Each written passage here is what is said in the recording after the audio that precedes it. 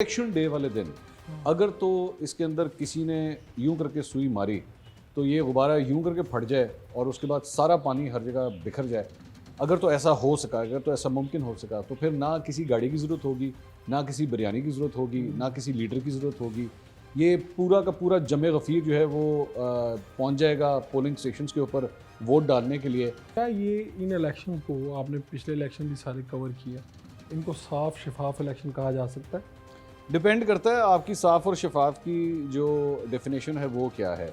अगर तो आप इलेक्शन डे वाले दिन अगर ये कहेंगे कि जनाब ठप्पे नहीं लगेंगे और पोलिंग बॉक्सेस जो हैं वो नहीं उठाए जाएंगे, उसको साफ़ शफाफ कहना है तो ठीक है, वो साफ़ शफाफ होंगे, मेरा नहीं ख्याल उसमें कोई मसला है।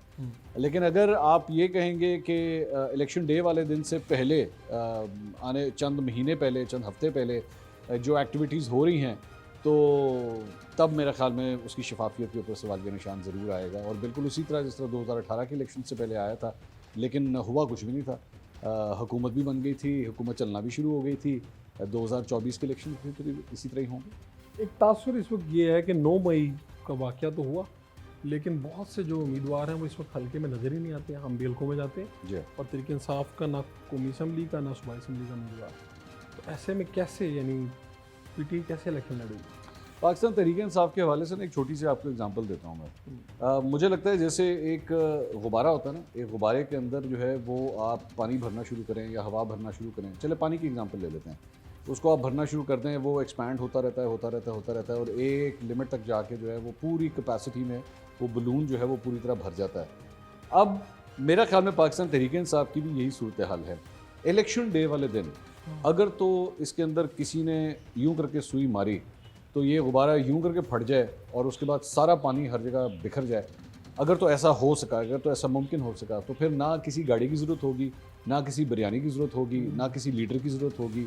ये पूरा का पूरा जमे गफ़ीर जो है वो पहुंच जाएगा पोलिंग स्टेशंस के ऊपर वोट डालने के लिए, और तमाम की तमाम स्कीमें जो है वो मलिया मेट होकर रह जाएंगी। लेकिन अगर तो वो सुई मारने वाला कोई ना हुआ या किसी ने सुई मारने की ज़रूरत ही ना की और हिम्मत ही ना की, तो फिर मेरे ख्याल में ये उसी तरह एक ट्रेडिशनल इलेक्शन जो हर दफ़ा होता है पाकिस्तान के अंदर, ये बिल्कुल वैसा ही होगा।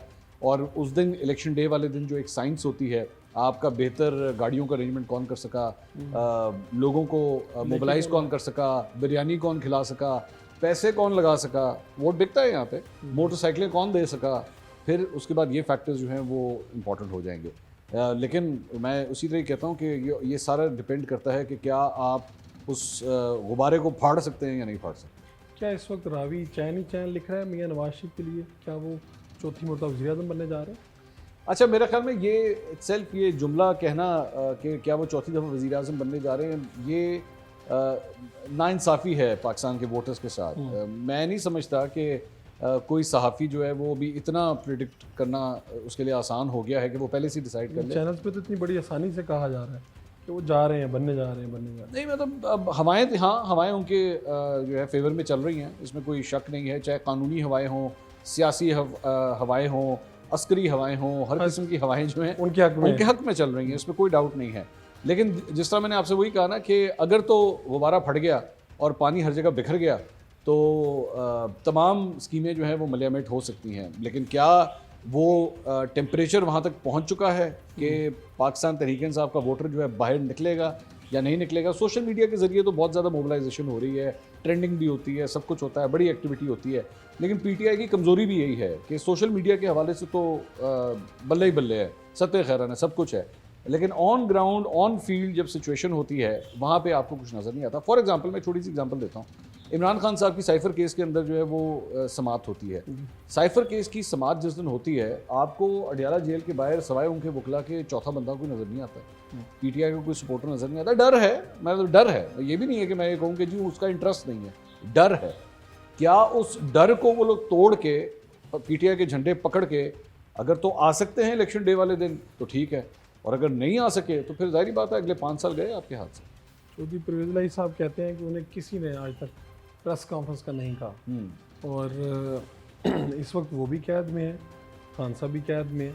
तो आपको अगले आने वाले दिनों में क्या पाकिस्तान तहरीक इंसाफ के चेयरमैन, सदर, किसी के लिए भी किसी किस्म की नरमी या सहूलत नज़र आती है? नज़र प्रैक्टिकल बात है। प्रेस कॉन्फ्रेंसेज तो होंगी, इंटरव्यू भी होंगे। ये सिलसिला अभी ख़त्म नहीं हुआ है मेरी इत्तला के मुताबिक, और ये सिलसिला अभी चलेगा, अभी और भी चलेगा, अभी और भी कुछ नाम जो हैं वो इंटरव्यूज़ देंगे, आप देखिएगा। तो जहाँ जो कहते हैं ना कि मुझे कहा नहीं गया या मैं नहीं दूंगा इंटरव्यू, या तो उसे कहा नहीं गया या उसको अभी तक वो डील नहीं मिली, सिंपल ठीक है, डील नहीं मिली हाँ, आपको। या तो वो डील नहीं मिली। मतलब कई, या मैं ये भी जानता हूँ कि कई ऐसे लोगों के बारे में कहा जाता है कि देखें वो अंदर हैं, वो डटे हुए हैं, उन्होंने अभी तक प्रेस कॉन्फ्रेंस नहीं की, और भी पीटीआई के और भी चंद ऐसे लोग हैं। लेकिन मेरी इत्तला के मुताबिक वो आप एक फ़ोन करें ना, तो फ़ोन के बाद एक आवाज़ आती है कि आपके पास मतलूबा सहूलत मुयस्सर नहीं है। तो बेसिकली वो मतलूबा सहूलत उनके पास मुयस्सर नहीं होती, जिसकी वजह से उन्होंने अब तक प्रेस कॉन्फ्रेंस नहीं की। तो सबकी बात नहीं मैं कर रहा, चंद लोगों की मैं बात कर रहा हूँ। उनके बारे में मुझे पता है कि उनको ना ये ऑफ़र की गई, तो इसलिए ना वो करेंगे, क्योंकि शायद उनके हवाले से 9 मई के हवाले से जो उनके रोल्स थे, उस हवाले से किसी किस्म की कोई रिलैक्सेशन उनको देने का कोई प्रोग्राम नहीं।